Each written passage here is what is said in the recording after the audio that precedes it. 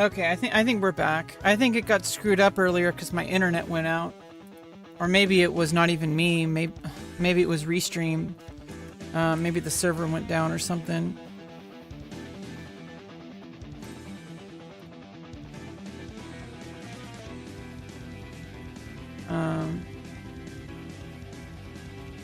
So yeah, sorry about that. Means I have to recreate those polls.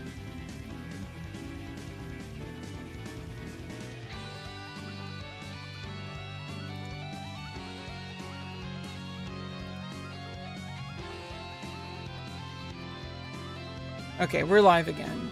Cool.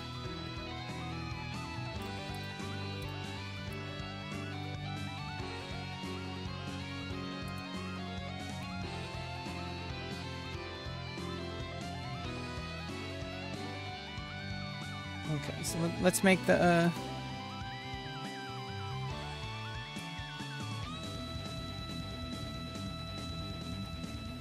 let's make the poll again.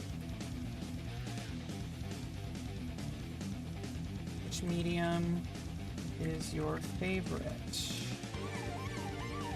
Okay, pencil, ballpoint,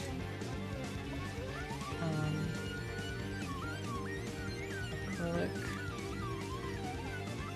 oils, watercolors.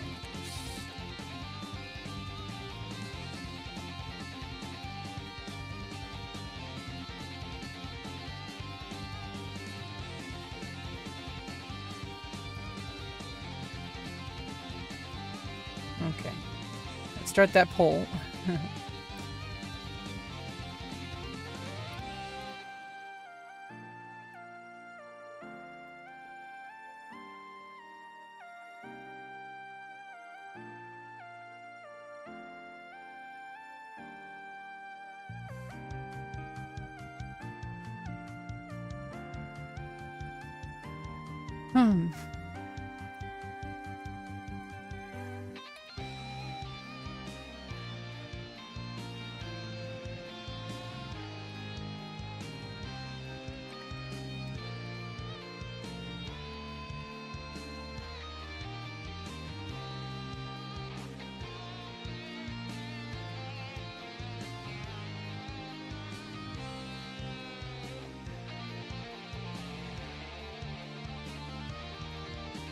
Okay, there we go. You should be good.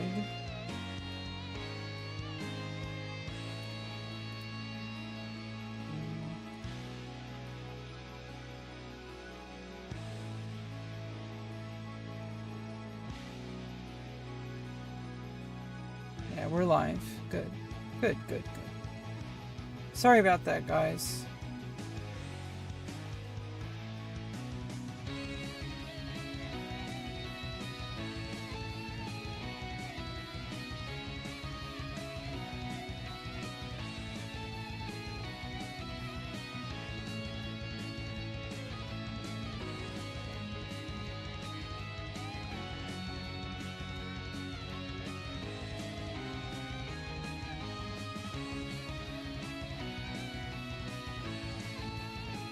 Dumb art. You're dumb.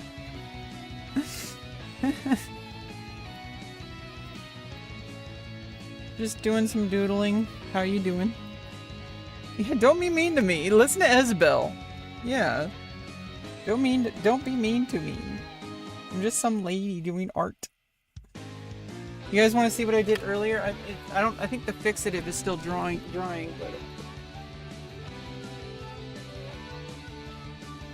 it seems like it's a little bit more dry than earlier. I did some white charcoal on black paper earlier.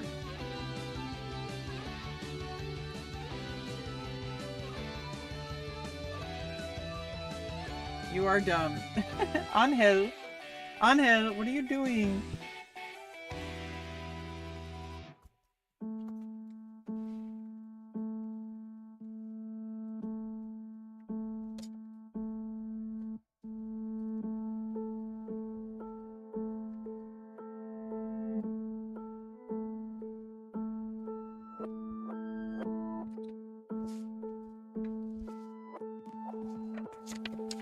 It's still a little bit wet. But I think now I can, I need to flatten it. Put it underneath it. Yeah, let's, kind of keep it flat. Because it was starting to curl up. Angel, quit being mean. Yeah, listen to Isabel. Isabel knows what's up, okay? Listen to Isabel. There was just issues with the stream. Apparently I wasn't live on some of my channels. I was wondering why everyone was so quiet. Yeah, just drawing. Be quiet. Okay, yeah, we're just drawing. I was reading about the difference between oil paint, acrylic paint, and watercolors. It's basically the same exact pigments, but there's a different binder, and a different vehicle sometimes. So the oil doesn't dry by evaporation. It oxidizes and polymerizes, slowly forming a cross-linked solid oil film around the pigment. Because oxidation is slow, oil paint stays workable for a long time and can be blended. Full curing can take months. Yeah, we're going to get to oil painting when I move out of this trailer. Oh, well, thank you, Isabel. My house is dumb. My family is dumb. I am a blue man in a blue world. I drive a blue car in the blue... I'm blue, blah, blah, blee, blue, blah, blah, blue, blah, blah, blee, blah, blah, blah. And I believe I'm not blind, blue, blue, blah. I'm blue, and I drive in a blue car in a blue world. In a blue house in a blue... Everything is dumb, except my car. I love my cat. How you doing? Hey, Nor, welcome back, welcome back, welcome back. Yeah, so I really can't wait. I mean, obviously I could be doing oils now, but I kind of want to save it to inaugurate my new situation whenever that happens. We're going to go on a journey. I was explaining earlier today, when I start doing oils, I want to start a project, probably on a medium pace. I want to start like probably on a medium-sized canvas, not on a large canvas, not a small canvas. I have some I think 8x12 canvas. Like I have some small canvases, but I think on like a medium-sized canvas, what I want to do, is I want to rule the world. No, what I want to do is I want to, can you draw Shinobu Kocha from Demon Slayer? I don't even know who that is.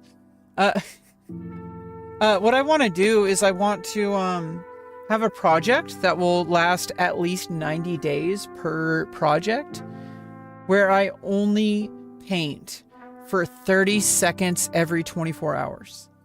And I'm going to upload every 30-second. There's going to be a pre-paint mixing session where I basically preload all my tools to try to basically min-max the 30-second timer to do only 30 seconds of work on the oil paint, on the oil canvas, on the canvas for the oil painting project.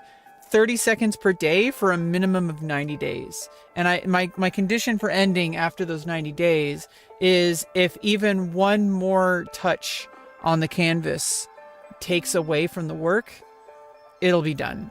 And some days I'm only going to put a dot, like I'm going to keep going every day, and I'm going to upload a video of every single 30-second process. And what I'm going to do is I'm going to mix all my oils and prepare all my tools. And then after that, I'm going to start the stream off with that. I might not even stream, but like I can record it. I mean, I would prefer to, do this at the beginning of every stream that I'm going to do oil painting. But I think even when I'm not streaming, I should still record it and upload the 30 seconds. After the end of that project, I can upload a time lapse, not a time lapse, but like a literal, like a video of every single 30-second segment stacked on top of each other. So you can so the video can be from like the beginning to the end of the project all in one video. I think that's an amazing YouTube project. And I think it's also a huge ritual that I can do to start off my drawing, my painting. So what I'll do is I'll start the 30-second project, set it aside, and then use all my palette that I prepared to then work on another canvas, you know, with no limits. So it's basically going to be a ritual that I do every day to get me locked in, and also creating a long-term project. That's also like really good for the algorithm, because it's like, that means I'm uploading a 30-second, like a video every day of, this is my 30-second segment for the day. And it's going to involve the paint mixing, all that kind of stuff. And what I'm going to do at the end of it is I'm going to take the 30-second parts of each of those, or I guess just take every single one of those videos. Because, I mean, the problem is that I should probably make a video of just the painting part, and then a separate one of the mixing part, and then whatever I talk about afterwards.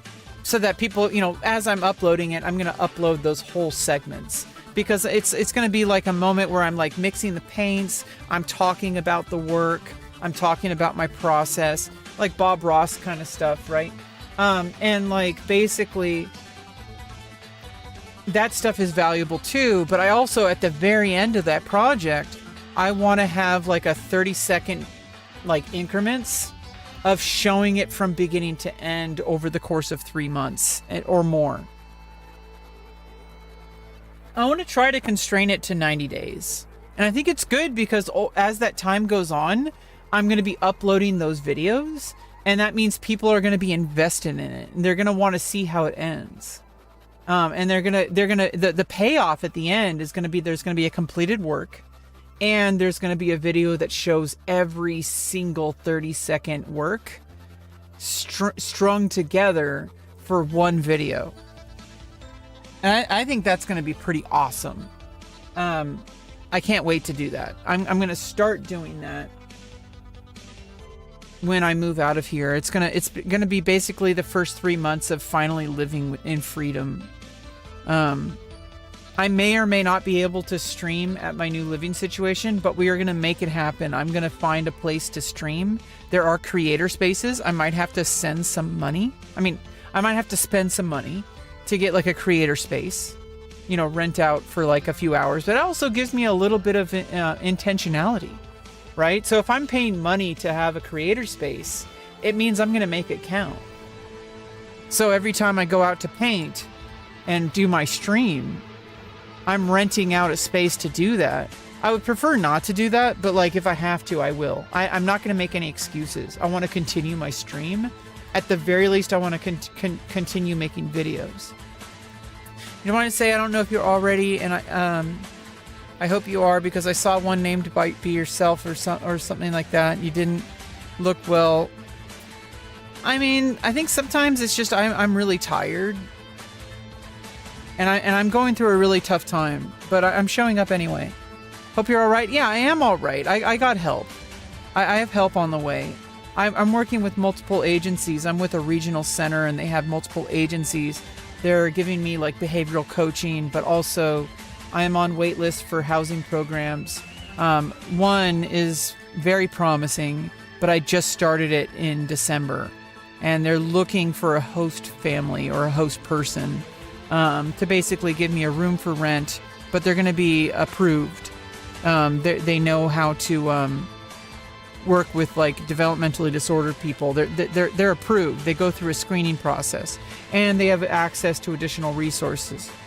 It's basically going to be like, it's called a mentor home, or FHA. I'm basically getting adopted like a puppy, but not really like that. But I'm basically they're trying to find a host who understands who I am and what my needs are, so that nobody gets shocked about like, oh, I didn't know that she was like this. No, they know exactly who I am.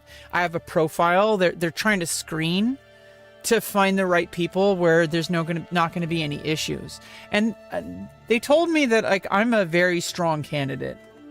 And I was reassured that there are people much more risky than me who have been housed. Like much more, like significantly more, like people who have been like in, I don't think I was told specifics, but I'm guessing there's people who are a lot more risky than me. Yeah, things will work out. I just don't really have a clear timeline. But when I do start to get settled and I have like a new rhythm, I want to start doing oil painting. I already have the oils, I have the brushes, but right now I'm learning drawing fundamentals just day by day. We are attempting sometimes doing acrylics. I want to start doing watercolors soon, but I'm trying to isolate different skills, because drawing is going to bleed over into painting, and painting is going to bleed over into drawing. So all of it is useful, but watercolors are a little bit,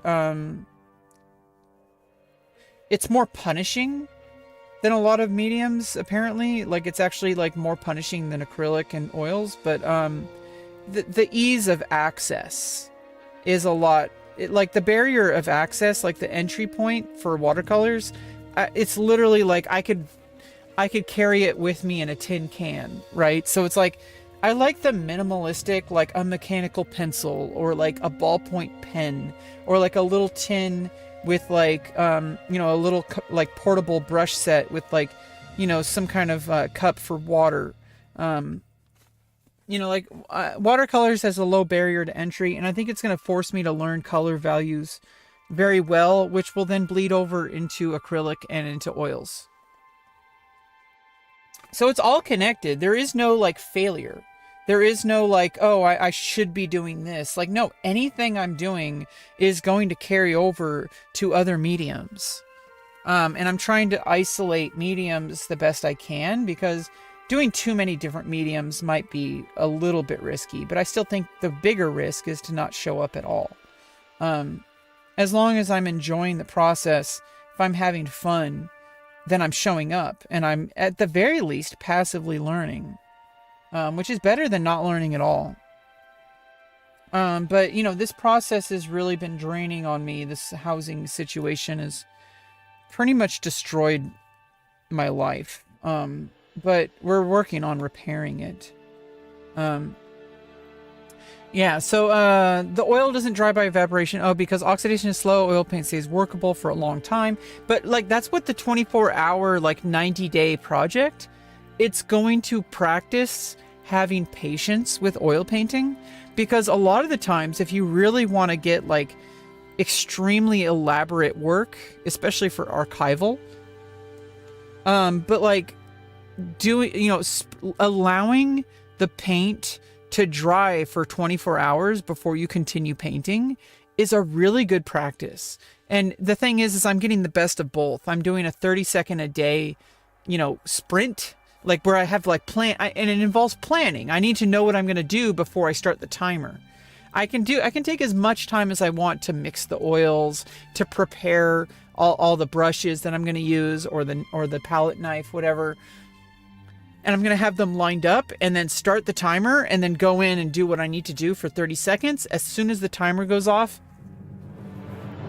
hands off the canvas. And that is my daily entry into that project. And then I move that canvas aside, and then I use the prepared palette and all the oils, and then I can start working on that one freeform and just have a regular stream from there. I think it's going to be a really good ritual. It is a sensitive topic, but I've talked about it a lot. It's fine. It didn't bother me. I've talked about it a lot. It's a very sensitive topic, but it's all encompassing. So I'm pretty used to it. Yeah, most situations doing nothing is not the best option. So doing even something small is still something. Yeah, exactly, Crazy Blocks. There are certain situations in life where literally doing nothing is the best option. I think most times, unless you're like literally like in a life and death situation where doing something might risk death. like if you're like in outer space and you don't want to like turn on the engine because it might explode, right? It's like okay, like maybe you don't want to do anything in that situation, okay? But I think like 99,999,998 times out of 100 million, you probably can do something, and it'll probably do something good, even if it's small. If you just sit around and do nothing because you're waiting for some perfect moment, you're going to stagnate. And you're making excuses, because really, I think a lot of it is emotional. Really, the only thing that really matters is if you took the action to learn the skill. I think a lot of it is like this emotion. We have all these things getting in the way of taking action. And when we get rid of that, oh my God, like things really start to work out. It becomes like less of an issue. Things just work out if you just take all the emotions out of it. It doesn't mean you're going to like be emotionless, because obviously we're human. But when it comes to showing up to do the work, taking emotion out of the equation is going to help you remain objective and focusing on what needs to be done rather than what it means. Because really what it means is an after effect. Like that, you can worry about what it means later. But if you show up, nobody can ever take that away from you. Hey, Emily Alexander, how you doing? We're just doing some doodling. Hey, thanks for the follow on Twitch, Hazalamela. Welcome, welcome, welcome.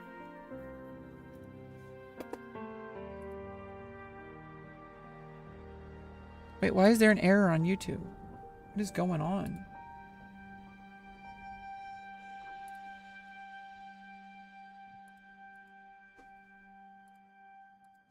Something is going on with Restream lately.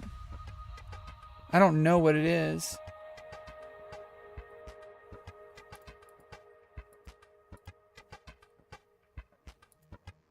Like something is going on with Restream.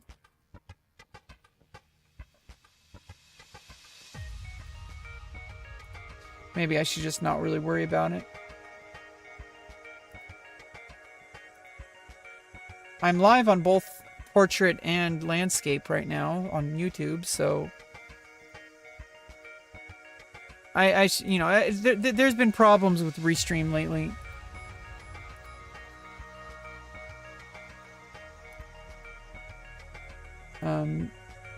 But I am live. Oh, now it's reconnected. Okay. I think there was just a temporary issue. What is this? We're just hanging out and drawing. Welcome, welcome, welcome. BRB Tatum. BRB Tabim. BRBRB Tabim. Welcome, welcome, welcome. Yeah, and we're just hanging out and talking about stuff, and how I have plans for my art, and I don't plan on stopping this time. I've approached art many times in my life, and every single time I gave up because I kept on pressuring myself to be perfect. But you learn by doing, and I've been learning that more and more in my life these past couple of years. And I think I'm starting to get some real momentum now. I don't see myself stopping, and I'm not going to let myself stop. Even if I start hating art, I'm still going to show up because I know that it's a huge part of who I am. Oh, so I was reading about oil paint and stuff. So for oil, the dried film is relatively hard, somewhat brittle oil resin matrix with pigment dispersed through it. Pigment material interaction. Some pigments speed oil drying, others slow. The ratio of pigment to oil affects gloss, opacity, and durability. So that's where medium comes into place. Watercolor paint is gum arabic plus water. You draw every day? Good. Yeah, there's really no reason not to. My success condition is, did I draw for 3 minutes? If I drew for 3 minutes, the day is already won. And so everything after that is like, it's like icing on the cake. And usually I draw for many hours recently. This is becoming like a huge part of my life now, and I want to see where it goes. I want to see how it affects my other creative outlets, like music, like writing. I think that's why I've been frozen, is because I think I need to integrate everything in my life through art. Not just like creatively, but like emotionally. I think art has the power to integrate our identity. That's why people do it. It's one of the rawest form of expression. Hey Marty, yeah, I think it's just the chat is getting screwed up in Restream. I think Restream is having some issues lately. Yeah, it's great for mental health. It's exactly what I need right now, because right now, like I was saying earlier, all the issues right now are no amount of my effort is going to make them happen sooner. I'm relying on external sources because that's what I need, because I have a developmental disorder and I need access to advocacy and resources. And unfortunately, they're slow, but they're going to work out eventually. And it's not going to take forever. They said it wasn't going to take months and months and months. It's only been like a month and a half. So I need to just calm down and let it happen. They said it definitely wasn't going to take a year. But I think they said it wasn't going to take months and months. I think they're just trying to find a host for me, and it might be a little bit challenging, but there's new people all the time. And they're going to find the right fit for me. So additives, plasticizers like glycerin and humectants like honey or corn syrup are often added to keep dried watercolor. Oh, we're talking about watercolor now. Okay, so material structure. Pigment, same idea, finely ground solids, often similar to those in other media, but used at different concentrations. The binder is gum arabic, a water-soluble tree sap, or similar gums. This dissolves in water and, when dry, lightly glues pigment to the paper surface. Vehicle and solvent is water, which dissolves the gum solution and carries pigment. Plasticizers like glycerin and humectants like honey or corn syrup are often added to keep dried watercolor re-wettable and adjust flow. Drying mechanism in film. As water evaporates, a thin gum arabic film remains with pigment on or just in the surface of the paper. That film is resoluble or at least resoftenable in water, so dried watercolor can often be reactivated and lifted. Because the binder layer is thin and clear, the paper's white shows through, giving watercolors their transparency. Okay. Summary. All three are pigment plus binder plus vehicle, but acrylic is pigment and acrylic polymer emulsion with water as vehicle. Oil is pigment and drying oil like linseed oil with oil as vehicle. Watercolor is pigment and gum arabic solution with water as vehicle, and rewettable additives like glycerin and honey. So when you switch mediums, you're mostly changing the chemistry of the binder and how the pigment is held and moved, even if the tube names and pigment codes are the same. So that's really good to know. By nobody reading my comment. I read your comment. If you keep drawing a picture, it will get better and better.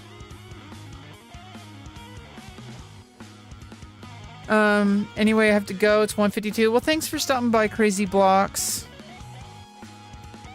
Yeah, good night, good morning, good evening.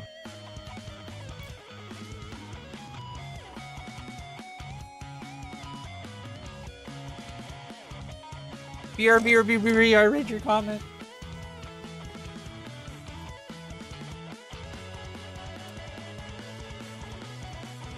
Yeah, we're going to be working on some watercolors soon as kind of like an in-between stage. I feel like acrylics... I don't have the... Like, it doesn't really work on paper. And so I don't really have the materials to paint on. I do have canvases, but I kind of want to save those. So I think watercolor is good because, you know, watercolor paper is a lot cheaper than canvas. And I think using watercolor as like a, you know, I'm still working with paint, which has the fundamentals of like color theory, even though it's different, even though it works differently in practice, because acrylics are different than watercolors, which are different than oils. So the specific, you know, reaction of how it works on the page or on the canvas, and with the brushes is going to be different. And you know, the way that it glues itself to the paper or the canvas is going to be different. So that's going to create different little variables. I think working with watercolors is going to be a good compromise to teach me fundamentals of painting. Art is my life. Yeah, I saw that, Emily. Yeah, you like doing like anime and manga?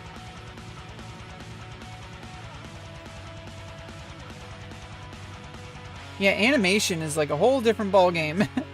Because then you're thinking in like, you know, temporal time. Like, how does this move? You know, like you have to, because, you know, like you don't have to draw every single micro movement. You have to give the indication of movement through optical, the way that the human eye observes that movement within a limited frame space. So it's like, sometimes you're going to draw things that it's the movement that matters, not necessarily the frame by frame changes. It's like how the frame relates to itself. So I think that's pretty cool too. Demon Slayer original characters, OCs. Like characters inspired by Demon Slayer. I don't even know what Demon Slayer is. It's like an anime. Everyone's into it. I stopped kind of being interested in anime quite some time ago. I don't really feel drawn to it anymore. I was when I was younger. I don't have an issue with anime. It's just not really my thing anymore. I'm kind of interested in different things. I want to do a lot more reading. Like, I want to read some novels and not audiobooks. I know audiobooks, so there has been some research. I know people like to shit on audiobooks, but there actually has been research that even though it has a different mode of engagement with the human mind, it has the same overall effect on your ability to pay attention and absorb information, even though it does have a different mechanism because it's more emotional and context driven. But it's basically has the same mental and psychological effect as reading a book, like literally, like physically reading, like reading text. And a lot of people say, oh, audiobooks aren't real books. And it's like, well, you're paying attention to somebody telling you a story, which is really what reading is. Now, I do prefer reading text because there's a lot more focus involved, and I can also pace it in my own pace. And I can also use my imagination more because I'm not relying on audio cues. I can pronounce everything in my own head rather than having somebody else read it for me. So I do prefer text. And I want to read more text. I do read a lot, but I want to read novels more. Because I haven't read a book in a long time, actually. I've been doing a lot of reading. But, like, I haven't really done a lot of, like, sitting down with a book, you know? Like, actually sitting down, not looking at my phone, not, like, listening to music. Like, just literally sitting down, reading a book, completely focused. What are you drawing? I have no idea. I'm just kind of doodling. Which is what I do most of the time here on the channel, but I'm trying to develop my drawing ability. I take a very long time to learn things. So it might be frustrating for some viewers, but I need to go through my process, and it requires a very long attunement process. I need to basically just iterate through things a lot more than most people. And so I'm going to spend a lot of time just kind of freeform doodling than probably what most people might expect for somebody trying to improve at art. This is why I'm not getting formal coaching or formal training. I need to go at my own pace. And I doodle and experiment a lot. That's how I learn. I'm autistic. I'm neurodivergent. And I have to learn a very specific way. And it does work. I have proven it time and time again. And I do benefit from coaching.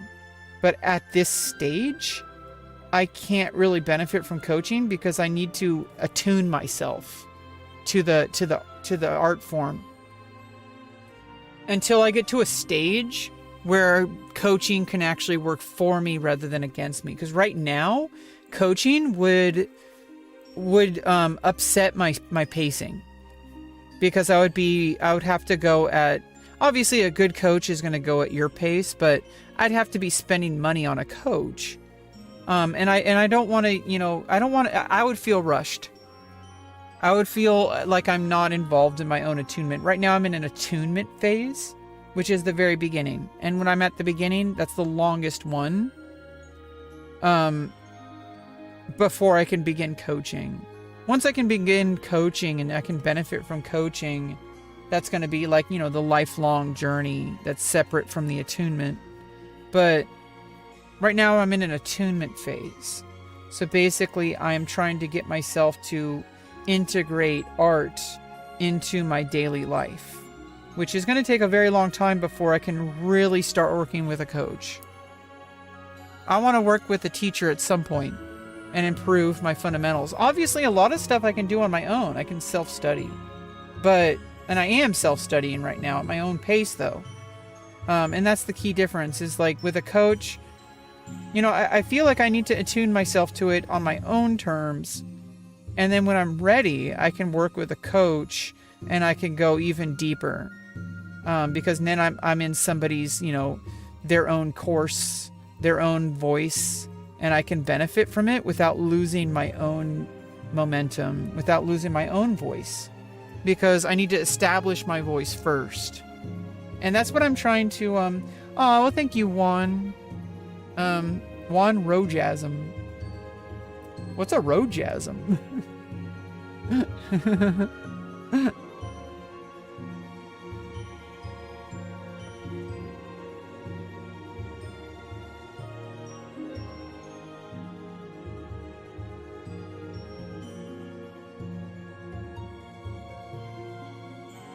Oh, you guys have stuff on your YouTube channels? What pencil do you use? This is a Pentel Orange Nero mechanical pencil. It has an automatic graphite lead advance. I use Ticonderoga 2HB pencils for general artwork right now. Ticonderoga 2HB. I really like these pencils. I really like these erasers too. I do have some miscellaneous, like, other pigment liners. I use, Bic ballpoints. These aren't Bic Crystal. I mean, this one is. These are, like, color cues. These are Bic color cues. And I do have these kind of 60 color set of 6 10-in-1s ballpoint pens, which are useful for different variations of different colors for ballpoint. I do occasionally use acrylic. I have dip pens for inking, and I have various I have black, I have peacock blue, I have coral, which is like orange red. I have purple, and I have blackish green. Watercolor, water-based carbon-free inks by Hong Dien. Here's some of them. No, I have brown as well. Yeah, blackish green. Oops, these are like condensation on them. Yeah, also have, like brown. I really like brown ink. It's really interesting. This is Hong Dien. Really good inks. I mainly use those for writing, though. I'm not really inking right now. I'm not really focused on inking or painting right now, although we are going to... I also want to try using, like, nail polish at some point. But that's for, like, a future date. Like, I have some random nail polish that I don't really paint my nails. Earlier today, I used white charcoal. And I can show you what I did. Oh, I already... over here. I did some white charcoal on black paper earlier.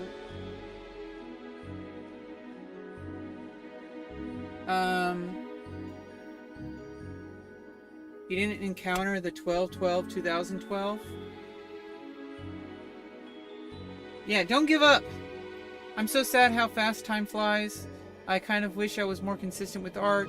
When I was 14, I was honestly better than when I was 16. Basically, you just have to keep showing up. That's what I was talking about, actually. About attunement. And there was a viewer earlier named, I think it was, me and Serby, one of my viewers, was talking about this. That he feels like he doesn't really feel the joy in art anymore because he's trying so hard to be perfect because he wants to have good results. And I think this is where the attunement comes in. This is why it takes so long. Well, thank you, Kit Kat. This is why things take so long for me to attune, because it's that important to me. Especially because I'm neurodivergent. I'm autistic. I have some severe challenges with executive functioning, and a lot of it is mostly like emotional, because if I can't maintain a regulated, steady, calm approach to things, I'm going to stop doing it because it's going to be too painful to continue. And what I've learned over these past several years is that in order to keep showing up, you have to have different expectations over what it is you're actually showing up for. You're not showing up to make perfect art. You're showing up because showing up is what you need to do to make art. You can't make art if you don't show up. And so you're trying to train yourself to be able to show up every day.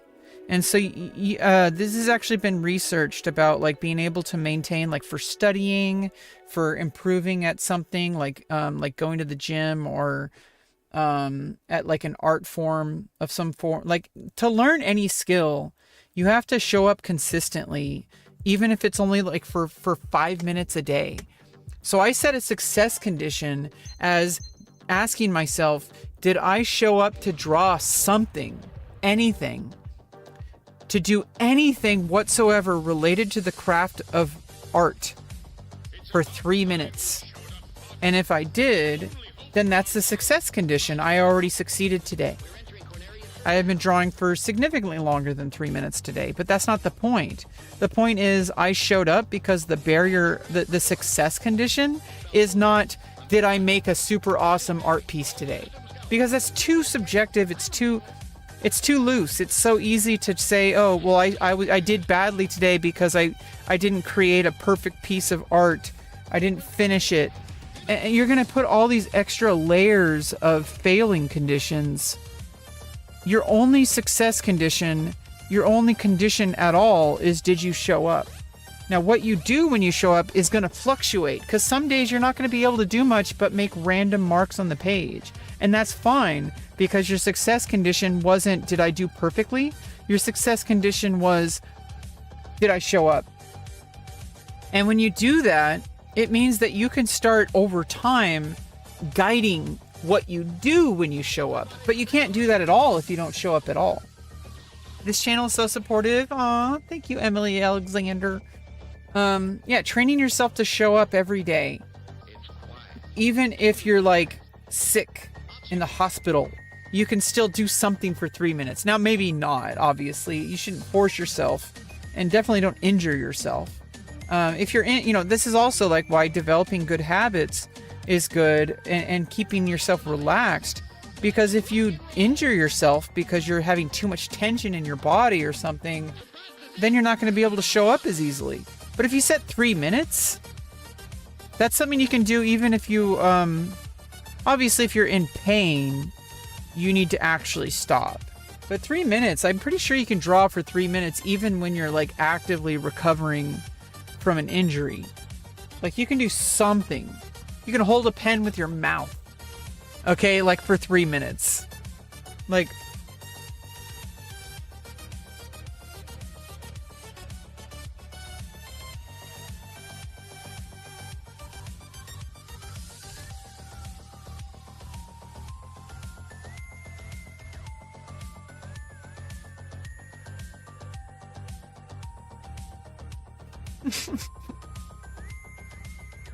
Okay, so even if I had no uses of my hand, I can still put a pencil or a pen or a brush in my mouth. Hopefully clean. I hope this is clean. And I can still put pen, pencil, or brush to paper. You probably shouldn't put raw charcoal in your mouth, but you can put a charcoal holder in your mouth. Oh, bye-bye, Tabim. You gonna make a meal? Yeah, I'm getting hungry too. Probably make some oatmeal with some peanut butter. Oh, I got some beans. Beans, lots of beans, lots of beans, lots of beans. I got some beans that have been soaking overnight. I can make some beans. Beans and rice. I got a pressure cooker. So I've been soaking the beans overnight. I can make some beans and rice with some... I don't have kale, but I do have nettles. Nettle leaves. Oh, I need to go to the store to get kale. I think maybe peanut butter and...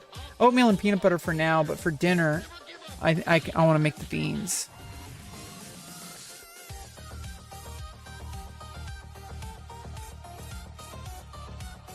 So yeah, like as you saw, like even if my hands were injured because I was like, you know, maybe drawing too much, I could still draw with holding the pencil with my mouth, right? So like, I don't recommend it, but it's possible. And obviously, if I'm trying to keep a loose, relaxed grip when I draw, it's more based on like the movement of my arm rather than my wrist. And it keeps a relaxed grip, and I can draw for hours. I've actually, like, you know, the other day, I drew for I drew for 8 hours. Across the day. Like, not all at once, but like across the day. Like, I drew for 4 hours, basically without stopping on stream. I took a break, and then I drew for 2 hours off stream, and then I took a break, and then I drew for like an hour and a half on stream again the same day. I'm pretty sure I did. Coloring with pencil the other day, you got a hand cramp? Yeah, you just basically got to keep a relaxed grip. There's like a relaxed tripod grip. You're basically just drawing with your hand, like moving your hand, but you're placing a pencil in it. Like you're not drawing with the pencil. You're drawing with your hand. Like, if you took the pencil out, you can still do the movement. A lot of people know how to do this one. So basically, I'm very practiced at this.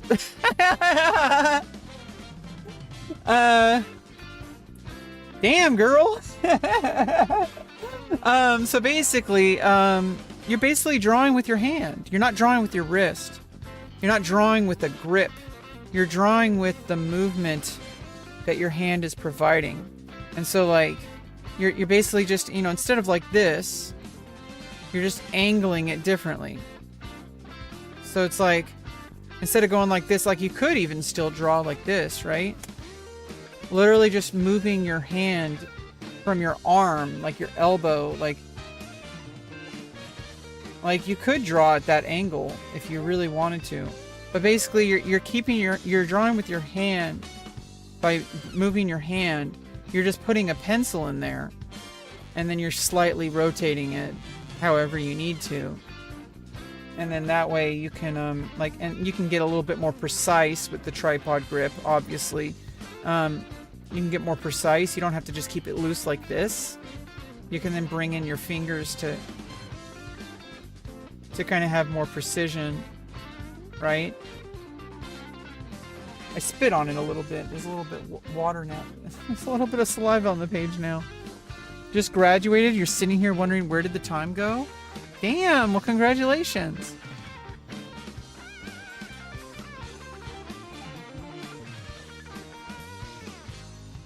Hey, Serby. I just now saw your message. What happened? Oh, there you are, Serby. Yeah, I don't always see the emotes on the main chat that I look at. It mostly is, it filters out all the emotes into asterisks, and I don't always see it, especially if other people are talking. Serby, if you're watching on the on the horizontal stream, on the main stream, I have a vertical stream going as well. And there's other people in the chat. So I apologize if I can't always see your message. I'm sorry about that. It's just there's people chatting, and so I don't always see. Oh, you're not a he? Oh yeah, sorry.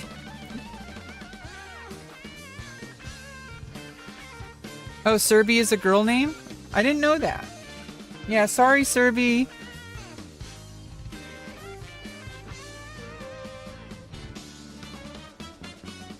I'm sorry. Anyway, so basically, Serby, there are different people in the chat right now because there is a vertical live stream, and that's where I get a lot of my new viewers. And it's I really like it. I like how people are showing up to my stream a lot more now, and it's getting me out there, but it's also giving me people to talk to, and new people show up to the stream. There's a lot more energy. I really like it. I really like where this is going.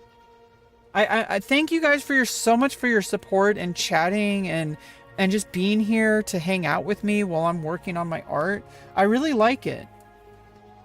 And or hanging out when we play World of Warcraft. Like just having you guys here puts a little bit of a little bit more of a smile in my face. Obviously there's going to be weirdos showing up too, but we don't really care about them. I just kind of filter those out.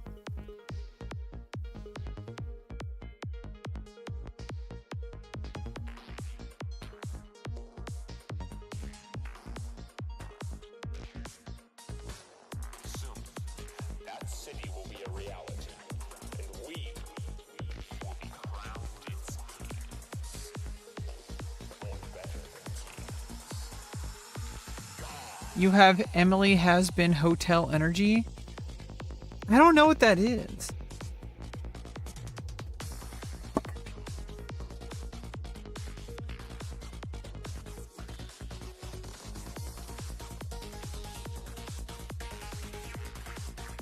Has Been Hotel, is that cartoon where they're like in hell and they have a hotel? Is that the one I'm thinking of? Has Been Hotel? It's like a hotel in hell, right? Or is that something different? Keep what innocence you have inside you. Well, you know, you get to control what you absorb and the kind of things you like to, you know, observe. You know, it's good to have control over, and nobody should be able to decide that but you. Demon Slayer. Yeah, everybody likes Demon Slayer. I have no idea what Demon Slayer is even about. I'm not really into anime anymore. Princess of Hell opening a hotel to redeem sinners. Yeah, so that's the cartoon I'm thinking about, right? I saw some of it. The animation was interesting. The art style was interesting. I saw like the first few minutes of it because I think somebody had mentioned it and I like looked it up, or I saw it on the algorithm and I kind of was like, okay, well I don't really don't feel like sitting here watching this cartoon right now. I honestly have not really had much energy to watch like TV shows. I have watched a few, like I just caught up on, you know, finishing up the season of Futurama that was most recent. I'm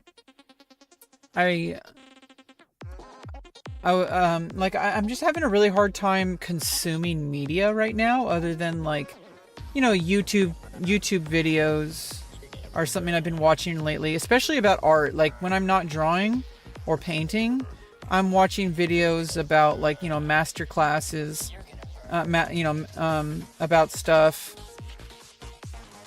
I think I was watching Brian Knox talk about like drawing and talking about like acrylic paints, but I kind of fell asleep to that one.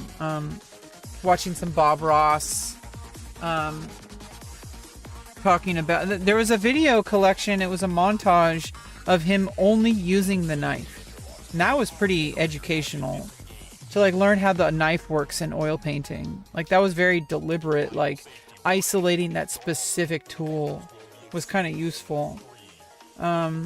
Just watching like some motivational stuff about people who are like, you know, YouTube channels that are like, you know, small to medium to even large channels of artists who talk about their journey and stuff like that, and just staying motivated, you know, because everyone starts somewhere. You don't start out, you know, perfect. You don't start out like famous. You know, you don't start out like at a professional level as an artist. You start out as a beginner, and you're not going to become good at something if you don't just keep showing up over time. It's not going to happen overnight, but that doesn't mean this is kind of goes back to the success condition. I'm not setting my success condition on, did I get 100 viewers today during my live stream? I set my success condition on, did I go live today? That's something I can control, and it's not contingent on outcomes. My success condition is, did I go live? Not, did I get 1,000 viewers? Did I get 1 million subscribers? If you set your success condition on things like that, well, you're going to get disappointed if you fall short of it. It's too variable. It's too out of your control too. There are too many variables. But if you limit the variables of, did I show up today? Did I do my exercises? I did 30 minutes of stair climbing exercises to begin the day on my stream. On a stream from earlier today, I did 30 minutes of stair climb exercise. That means I got my physical exercise already done for the day before I even started my live, my drawing. I also have been drawing for like over, let's see, I don't even know how long I've been streaming. I think I've been drawing for like 2 hours now. And so like I've already gone way past the 3-minute success point, but my success point wasn't, did I draw for 2 hours? My success condition was, did I show up to do something related to drawing or painting for 3 minutes? Because I mean, even if I did like 30 seconds, that's kind of what that project I was telling you about. I like that project where I show up to prepare all my oils and set up the canvas, set up the oils, queue up, the brushes or the knife that I'm going to use with the paints that I mixed to be using for that 30-second session, and then start the timer and only interact with the canvas for 30 seconds and do that. And then, I can't do it again for 24 hours. And then I'll do that for 90 days minimum. And then after that, it's probably going to be just like finishing touches for however days that takes, until even one more dot would take away from the quality of the painting. My success condition isn't an amazing piece of art that can hang in some art museum. My success because who knows what that's so subjective, and can it sell for money? Like, that's not a success condition. That's a side effect. My success condition is, I showed up and painted for 30 seconds. And then after that, I can then move that aside. That's a ritual. It's training my body to attach success to the fact that I showed up to paint for 30 seconds. And it's a ritual. And it's a fun YouTube project that after 90 days plus, I will have a video that I can combine every single 30-second motion into one single video, so I can see from beginning to end over the course of 3 months what that piece of art will look like as it was being made over time. That will be amazing content. That would take 3 months of daily 30-second effort. That is like a lifestyle. Like, that is a huge ritual. That will train my entire body to just ritualize showing up. It works on so many levels. And it creates content. And it creates daily content. That's content that I can upload every day from my stream. Cut out that portion of it at the beginning of every stream, or at the beginning of the oil painting session. and upload that as like, you know, day 35. And then it shows like the preparation of the oils, and then it shows the 30-second timer. And then whatever I talk about after that relating to that specific project.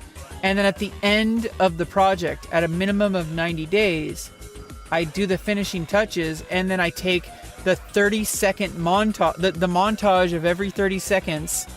I don't even know if I would speed it up. I think I would make multiple versions. I would make one version that's sped up, like a time lapse, and I would make one version that is real time. And I think I would post both of those to my channel. I think people will get a kick out of that. Hey, Wicked Blunt, how you doing? Would you rather lose your taste buds for 13 years or eat one human burger? I wouldn't want to eat a human burger because you can get prions, and that could give you lifelong, like prion disease, whatever it's called. There's a disease that can actually destroy your brain by eating human flesh. So I think losing your taste bud for 13 years isn't so bad because you can still appreciate texture. That's a really dark question, but I mean, I answered it. You've been scrolling on live, but I'm vibing. I'm glad that you're here, Emily. Thank you for joining my little event right here. Just hanging out, talking about stuff, and drawing. I try to give good vibes. Hope you guys like the music. Is the music too loud or anything? Like, let me know. Hey, Max Payne. Oh my god, Max Payne was like, when that game came out, my computer barely even ran it. But I remember I was like so dedicated to try to min-max the settings on my computer to try to run that game. And when we finally just ended up getting like a new family computer to run it, I think my brother bought it, but our computer wouldn't run it. So eventually we just got a new computer. And I remember playing that game and I'm like, damn, this game is crazy. And like the stop time, like in the Matrix, that was pretty cool. I don't know if I really played Max Payne 2. I remember playing Max Payne. I didn't beat it. Prion proteins are not good for human consumption. Exactly, yeah, it can cause permanent brain damage and it can even change the way that you, like, your body works. After time, it really, you should not eat humans. It's basically the TLDR. Do not eat humans. And don't eat brains or anything like that in like animals. That's why we don't eat brains. You can get prions from them. It's very, there's certain things you shouldn't eat because they have severe medical consequences in the human body. So yeah, don't eat brains. Don't eat other humans. It can give you serious neurological disorders. I'm Bounce. Well, thanks for stopping by, Kit Kat rarely animates. Yeah, just keep showing up. Lower the pressure. Lower the barriers. You know, create your own meaning from whatever you do. Don't let other people decide your meaning, because if you're even going to get to a level where you have like what you think to be, you know, external validation, you're not going to do that if you don't show up at all. So ironically, when you stop caring about what other people think, interestingly enough, you start developing a skill that people will actually start to like. Because now you're not focused on outcome, you're focused on skill. And when, ironically, or I guess paradoxically, when you stop caring about what people think, people will start caring. Like people will start liking it because they'll see that you're skilled, because you're focusing on the skill acquisition and not on the emotional part of it. When I was in college in choir, my choir teacher, sorry, I had a little bit of, I had to burp. My choir teacher had talked about this, where we were talking about, like, this was in relation to like opera singing or just singing in general. But in order to convey the emotions that a piece is attempting to communicate, you have to have already processed the emotion. You can't be experiencing the emotion while you're performing it. Now, you are going to experience the emotion, but you need to process it outside of the performance in order to accurately depict the emotion. So ironically, if you experience the emotion, it's going to take away from the performance, which is meaning that the people that you're performing for are not going to be able to feel the emotion as much as you are. So like, I know it's hard for people, like it's very paradoxical. In order to convey the emotional impact, you need to be separate from the emotion because you need to focus on the performance. So you need to process the emotion before you can perform it, because you're conveying the emotion you've already processed, but the viewer or the listener has not processed that emotion yet. And so you need to deliver it in an unadulterated form so that they can experience the full impact of the performance, so that they can experience the emotion. You think you'll go to sleep? Thank you so much. Yeah, thank you so much, Emily. Thank you for being here. I'm glad that I boosted your mood. Thank you. You remember watching your dad play Max Payne? Yeah, Max Payne was an interesting turning point in my gaming journey, because Max Payne, I think, was the start of like PC, like separating like childhood from like adolescence. Like, because I think before then I had been playing like StarCraft and Diablo and Counter-Strike, but I had a very childlike approach to video games at that point. Which I don't even know if that's a good thing that I changed, because I think like at that point it started to feel like movies. And I think maybe it was a shift in just the gaming industry as a whole, when games started becoming like movies. I think Max Payne, I don't think it's bad that it was this way. I just think that was a shift, but for me at least, from treating video games as a fun, activity into treating it like reading a book or like watching a movie. Because Max Payne was very like cinematic in how even the gameplay was integrated into it, but it was very cinematic in essence. And I think that changed. Like, video games started to become more cinematic, and even the gameplay. So I think there was like a huge shift in the gaming industry, where it went from like, and now we're having another shift where there's like a divide, because we have something for everybody now. But you have a lot of indie developers creating games just for the sake of gaming. You have a lot of games coming out that are extremely cinematic, almost like watching a movie, even though they're games and they are interactive. I don't really play games anymore, so I play World of Warcraft, but that's like an old school kind of like, it's gaming for the sake of gaming. It's not supposed to be like, I play classic WoW, so it's like I play Burning Crusade now. It's a lot different than retail WoW. Retail WoW is a lot more cinematic. They're more focused on the storytelling, which I don't even really like the storytelling in retail WoW. So I don't know. I haven't played since Dragonflight, so I didn't really like it. I didn't really like the storytelling. It's like, pick a lane, either be completely cinematic and focus on the storytelling, or just make it a classic game. That's why I like classic WoW. Because it's just a game. There's no expectation of cinematic storytelling. There is storytelling, but it's rooted in like old school gaming. Like Counter-Strike. There's no story in Counter-Strike, really, other than you are either a terrorist or counter-terrorist, and you're trying to capture the flag. Oh, not capture the flag, but you're trying to, disarm a bomb, or you're trying to free the hostages. Like, it's like a basic, like, it's more like a scenario. It's not really a story. It's like a scenario.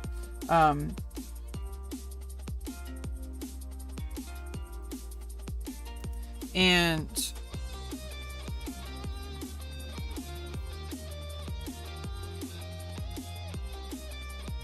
I think there was like,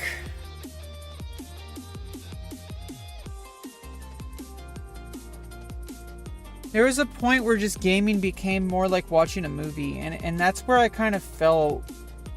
I kind of drifted away from video games when it started to become like that. But a lot of indie game developers now are kind of like reclaiming that original state of gaming. But I'm just kind of over it now. Like now I just I'll just play World of Warcraft, and I've been taking a little bit of a break. I had a little bit of burnout from the pre-patch. And also, I think it's actually kind of good to not be playing at this exact moment, because there's just, the servers are overloaded. Things need to kind of calm down a little bit. And then I'm going to be grinding dungeons, and I have all this rested XP, so it's going to go really smoothly. And I'm going to be tanking. So I'm going to get really fast queues, and I can just spam dungeons to get rep, do whatever quests as I feel like it. Like, there's no rush. I mean, I don't want to spend an entire year, you know, not doing anything in WoW, but right now I'm just trying to, like, I'm really liking just showing up to just do some drawing. And drawing is good for me. It's also a useful skill, in my opinion. Outside of gaming, I do enjoy gaming. I love playing World of Warcraft, and I think it's also useful because I've been getting a lot of views, you know, when I was streaming and playing World of Warcraft. So, like, from a YouTube standpoint, World of Warcraft is probably a better use of my time, like, if that's all you're looking at, which is not all I'm looking at. I'm looking at me as a person and my goals, which art is a much more meaningful and impactful thing to do on stream right now because of multiple reasons. Not just like, I'm not just trying to think about the algorithm, you know, like if I wanted to think about the algorithm, playing World of Warcraft was my best views. Like, one of my streams got like 6.8 thousand views. Okay, that's the highest views I've ever had on a live stream in the history of these past 6 years. Okay, like I've had at sometimes I would have 30 concurrent viewers. With an average of like 20 to 30, like 15 to 30 viewers. That's big. Because normally I only had like maybe 1 or 2 concurrent viewers for like years. I started doing vertical live streams on YouTube, adding to my, you know, multi-streaming, and suddenly, like, I'm getting like all these new viewers in the channel, new subscribers. Like I have 250 new subscribers these past 28 days. That's crazy. And the vast majority, like 95% of them are from live streaming, from the vertical live stream. So like something is happening. I do get less viewership on the art streams, but I think if I do it over time, I think I will develop an audience. I am getting people coming into the chat and engaging, and that's meaningful, in my opinion. However, if I wanted to think about pure raw optimization for the algorithm, World of Warcraft was getting the most engagement out of anything I was doing in the history of live streaming these past 6 years. So, yeah, playing World of Warcraft is good, but art is good on many levels. World of Warcraft, I don't really feel like playing at this exact moment. I'd be forcing myself, which would actually lower the quality of my content.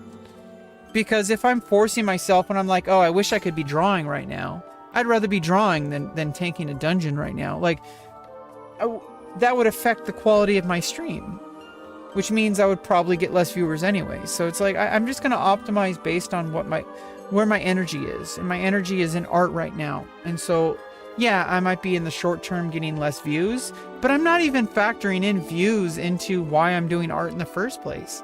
I'm just capturing the moment. And it's also giving an archive of my process. But there is community aspect, people showing up to the chat to talk, you know, with, about art, about life, about whatever. And even with the negative people, I think the positives outweigh the negative.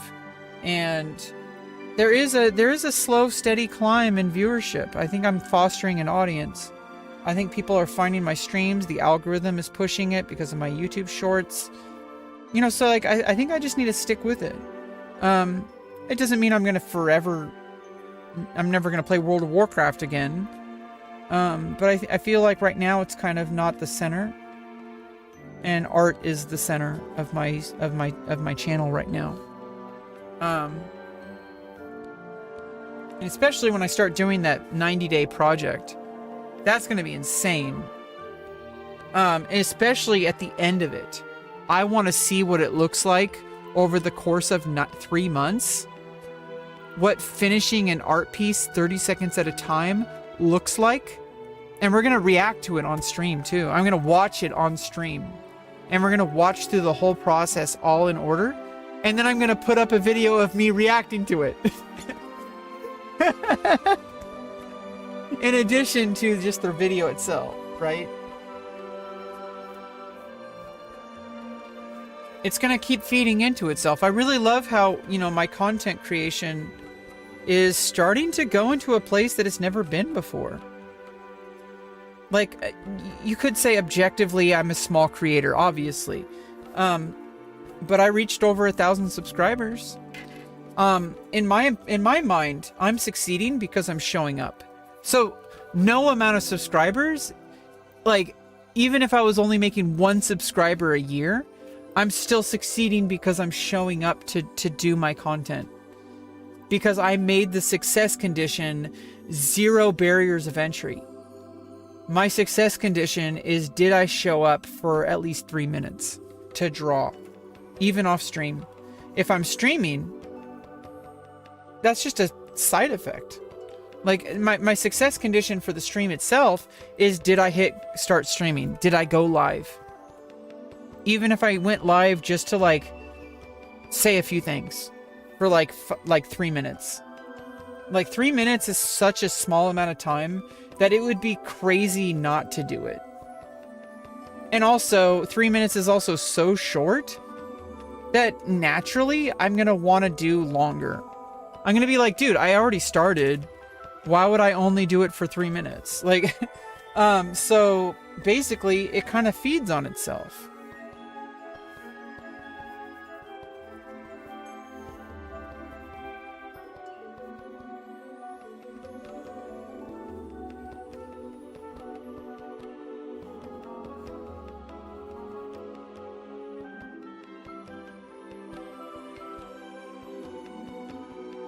Baby, take me to the feeling. Take me to the feeling.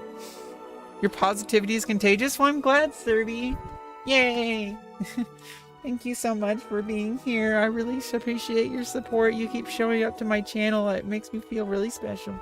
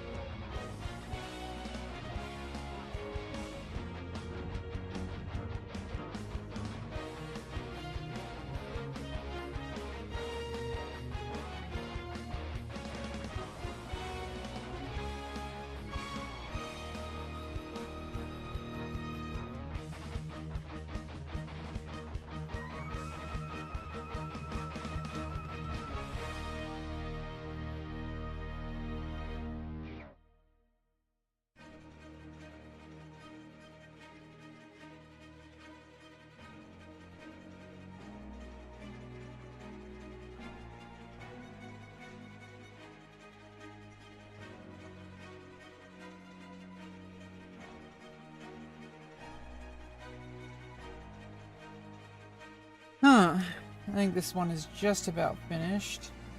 Looks like it's some kind of death shroud kind of figure. I'm gonna fix this staff to the scythe a little bit. It's not really like the right kind of proportions at the moment.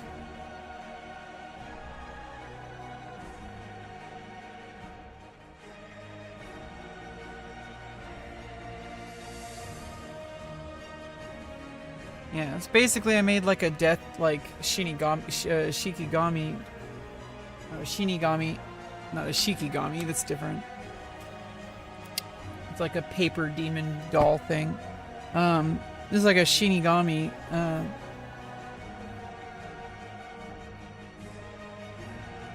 in some kind of like dark, demon world of some sort.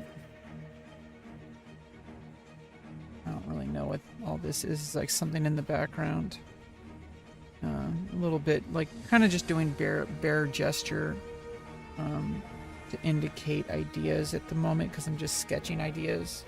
Kind of adding it to my vocabulary of art projects. Let me just kind of stop tweaking this one. And let me sign it in Coral.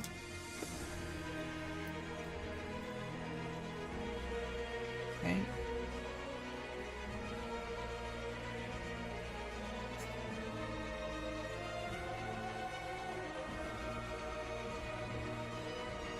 There we go.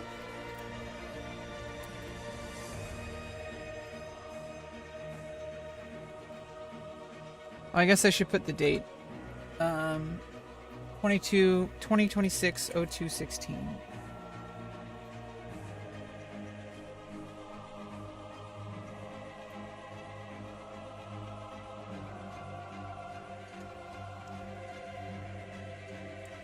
Monday. Okay, there we go. Looks like we have multiple insect-like arms. Yeah, it's something like that.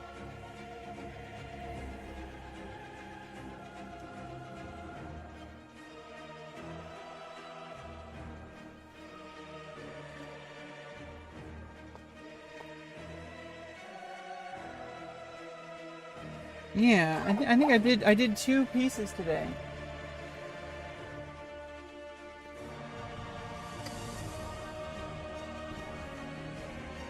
So I did one with white charcoal on black paper.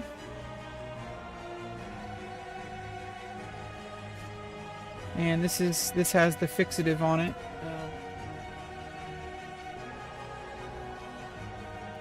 This workable fixative protects pencil, pastel, and chalk drawings. Oh, pastel is another thing. Okay. Prevents smudging and wrinkling. Allows easy rework. Acid-free, archival safe. Yes, basically for charcoal, especially. I'm not so concerned about archiving like pencil. This is all like mostly this is all sketches. But at least with charcoal, I definitely need to spray it with that stuff, or it's just going to completely smudge when I archive it. Yeah, so I did 2 pieces today of sketches. This was more gesture and understanding blending of charcoal was the main purpose of this, and this was just another doodle. The white one looks cool. Yeah, I mean, I really like the white pencil or white gel pen on black. And if I wanted to, I could probably also start going over with pastels to add some color over the white, to add some texture. Like in the future, oh, this is upside down. In the future, when I start doing work with the white charcoal, I'd like to start going over it with pastels for color pieces. Like do the white as like the background phase. Like the first pass is completing the white portion of it in the background, and then go in and add highlights using colors on top of the white. And with as long as it doesn't like blend into the black, because if I go into the black, you can't really see the colors too much. But I think black paper is going to be really good for like white charcoal and pastels. And I think keeping the charcoal pages archived in a separate folder. And I got this fire safe file folder.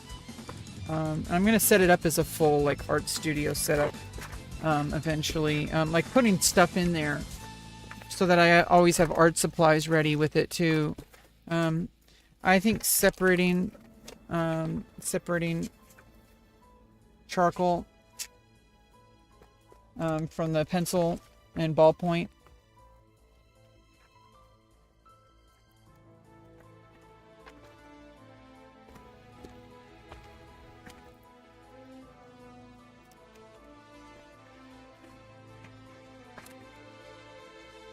It's like just trying to get it in.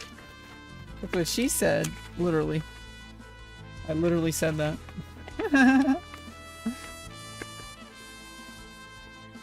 Trying to get it in there. That's what she said. Okay, come on. Come on, buddy.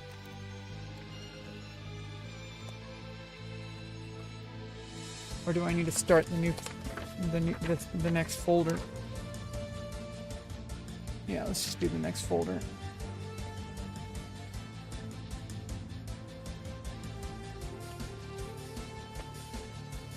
Well, I could literally put them in folders. I do have a bunch of these actual folders to put them in.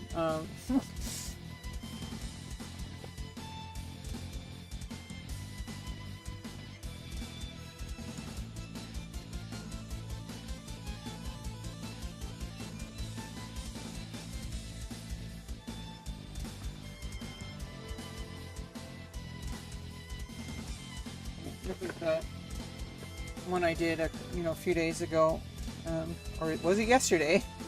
I'm losing track of like when I do things sometimes. I've been drawing every single day for the past couple of weeks. It's been really amazing. Okay, well, there's that, and then a separate one for charcoal and pastels.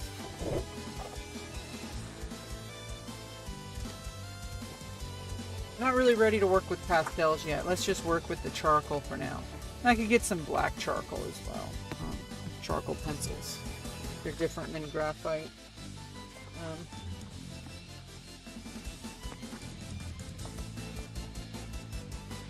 Let's just not... Maybe that first one. There we go. Let's just put additional folders in there just to get it in there, I guess.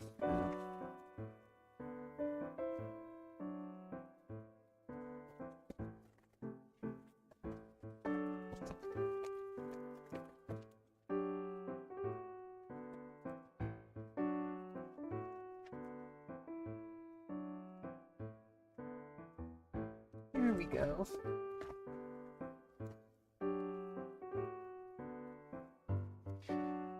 Too high, can't come down, losing my head, spinning round and round. You spin my world right round, like a record, baby. You spin me round, round.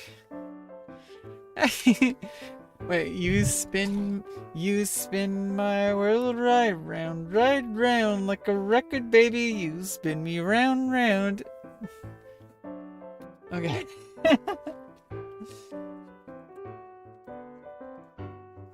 That's technically trans content, by the way.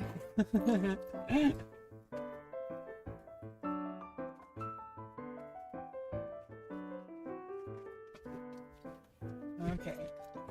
You guys, thanks for joining today. I had a lot of fun. Oh, my camera went out. What happened? Oh, I unplugged it. Whoops.